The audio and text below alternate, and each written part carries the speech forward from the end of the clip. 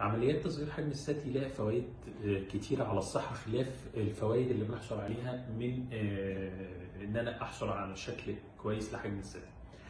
كبر حجم الثدي له مشاكل كتيرة، مشاكل حركية إن هي بتأثر على حركة الجسم، مشاكل على الفقرات، على الكتاف، مشاكل في اللبس، مشاكل في الهيجين نفسه أو الاهتمام بالنظافة الشخصية.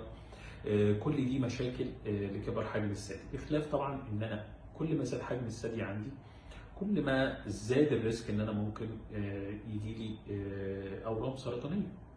هي بالتالي لو انا عندي عدد خلايا كتير قابل طبعا يحصل فيهم نشاط لاي خلايا، خلاف لما هكون مصغر حجم الخلايا ديت بتاعت الثدي لجزء صغير، فاكيد الريسك بيقل. فدي كلها فوائد بنحصل عليها من تصغير حجم الثدي.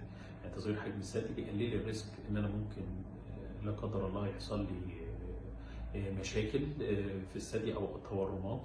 مش هيمنعها بس بيقلل الريسك، يعني هو مش بيمنع، عشان بس الناس ما تاخدش كلامي غلط.